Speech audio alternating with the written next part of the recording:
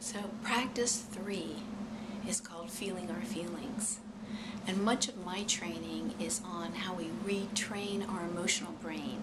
And it's basically our emotional brain that, of course, is where our feelings are generated. But our emotional brain is oftentimes the source of our suffering and also our joy. It's the source of it's kind of the motivational part of our brain, the part that kind of generates drives and cravings and can either really direct us on a good path or take us down a habitual kind of painful path. Our emotional brain houses what we call the unconscious. So as many tools as we can have in order to support ourselves with our emotional brain, support our emotional brain, bring our unconscious to our conscious awareness, the more we can kind of make those choices that are best for us. So one of the set of tools that we're going to be practicing is called emotional house cleaning. This is from Emotional Brain Training, and you can learn more at EBT, emotionalbraintraining.org, so ebt.org. But this is a really valuable tool, and I would recommend doing this several times a day during this cleanse. It's called housekeeping for a reason. You know what happens if you don't toss your junk mail, put it in the recycle bin? You know what happens when you don't do your dishes periodically, or your laundry piles up? You know, if we don't kind of do a daily, just a little bit of a touch-up around our homes, it piles up and it starts to fuel stress. And that's exactly what happens in our emotional brain. If we don't process our feelings in a way that helps them move through our bodies as they're designed to do, they can stack up. And it's the stacking up of the feelings that can plummet us into stress and the stress response. And oftentimes our unconscious habits and our unconscious behaviors are really fueled by the stress response. They're part and parcel of the stress response. So the more we can kind of do that load of laundry, or do that, get to handle some of those dishes, get rid of that junk mail pile, the more we can do that in our inner life, the more clarity, the more balance, and actually the more positive feelings we can start to feel. So emotional house cleaning is a tool I'd like to teach you today.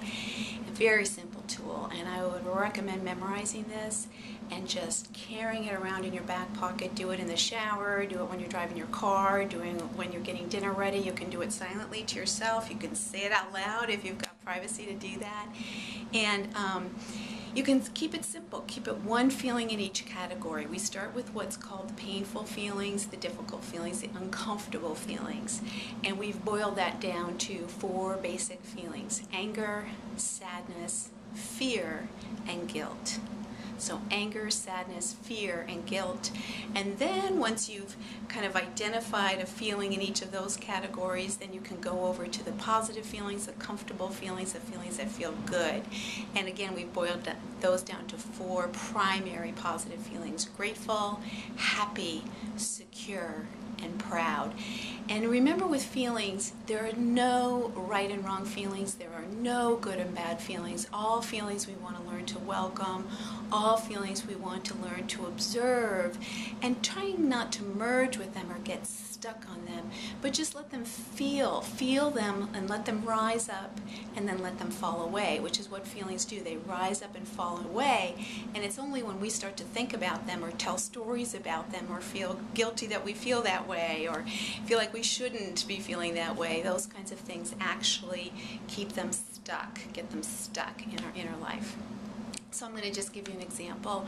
I'm just going to connect with myself in the moment. Again, there's no right or wrong. You're trying to bring your awareness away from up here, thinking, figuring it all out, to down in your body. Feelings really are generated from our unconscious, from our limbic system, whose main communication through the vagus nerve is with our body. So we do this through our body. So what I do is I take a nice deep breath, and I just kind of connect more deeply with myself. My heart area, for some people it's really our heart area, for others it's more your belly, your solar plexus area, and for some it's more like our abdomen, our lower abdomen.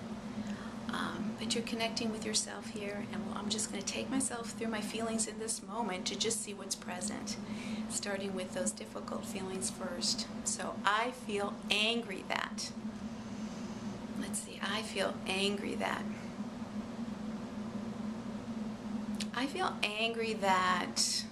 I can't be perfect, I guess. I feel angry that life can't be perfect.